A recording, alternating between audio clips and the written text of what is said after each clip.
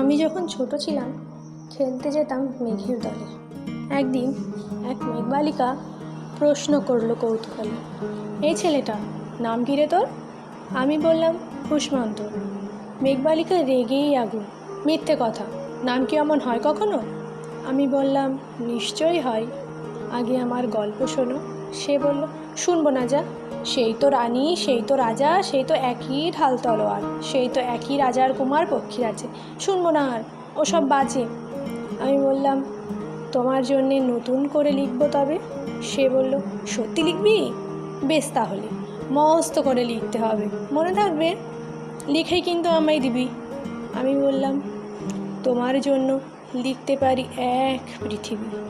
লিখতে লিখতে লেখা যখন সবে মাত্র 2-4 পাতা, হঠাৎ তখন ভূত চাপলো আমার মাথায়। খুঁজতে খুঁজতে চলে গেলাম ছেলেবেলার মেঘের মাঠে। গিয়ে দেখি চেনা মুখ তো একটিও নেই তল্লাটে। একজনকে মনে হলো ওরই মধ্যে অন্যরকম। এগিয়ে গিয়ে বলি তাকে, তুমি কি সেই মেঘবালিকা? তুমি কি সেই? সে বলেছে মনে তো নেই, আমার ওসব মনে তো নেই।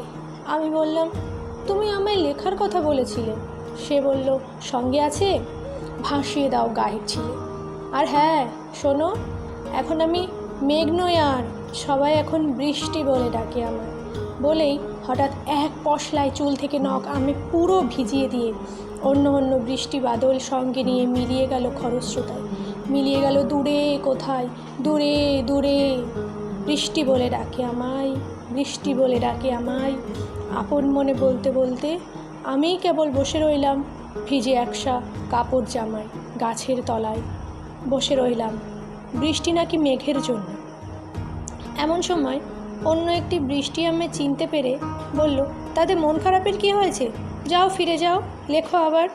এখন পুরো বর্ষা চলছে, তাই আমরা সবাই এখন নানান দেশে ভীষণ ব্যস্ত।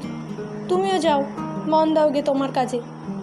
বর্ষা থেকে ফিরে আমরা নিজেই যাব তোমার কাছে। এক পৃথিবী লিখবো আমি, এক পৃথিবী লিখবো বলে ঘর ছেড়ে সেই বেরিয়ে গেলাম। ঘর ছেড়ে সেই ঘর বাঁধলাম গহন বনে, সঙ্গী শুধু কাগজ কলম। একাই থাকবো, একাই দুমুঠো ফুটিয়ে খাবো। 2-1 মুঠো ধুলো বালি, যখন যারা আসবে মনে তাদের লিখবো, লিখেই যাব। এক পৃথিবীর 100 রকম স্বপ্ন দেখার সাধ্য থাকবে যে রূপকথার, সে রূপকথা আমার একার। ঘাড় গুজে দিন লিখতে লিখতে, ঘাড় গুজে রাত লিখতে লিখতে, মুছেছে দিন মুছেছে রাত। যখন আমার লেখবার হাত অসাড় হলো, মনে পড়ল সাল কি তারিখ, বছর কি মাস, সেসব হিসেব আর ধরিনি। লেখার দিকে তাকিয়ে দেখি এক পৃথিবী লিখব বলে একটা খাতাও শেষ করিনি। সঙ্গে সঙ্গে ঝমঝমিয়ে বৃষ্টি এলো খাতার উপর, আজীবনের লেখার উপর। বৃষ্টি এলো এই অরণ্যে, বাইরে তখন গাছের নিচে নাচছে ময়ূর আনন্দিত। এ গাছ ও গাছ, উড়ছে পাখি, বলছে পাখি এই অরণ্যে কবির জন্যে আমরা থাকি। বলছে ওরা কবির জন্যে আমরা কোথাও, আমরা কোথাও, আমরা কোথাও হার মানিনি। কবি তখন কুটির থেকে তাকিয়ে আছে অনেক দূরে, বনের পরে, মাঠের পরে, নদীর পরে, সেই যেখানে সারা জীবন বৃষ্টি পড়ে, বৃষ্টি পড়ে, সেই যেখানে কেউ যায়নি, কেউ যায় না কোনো দিনই।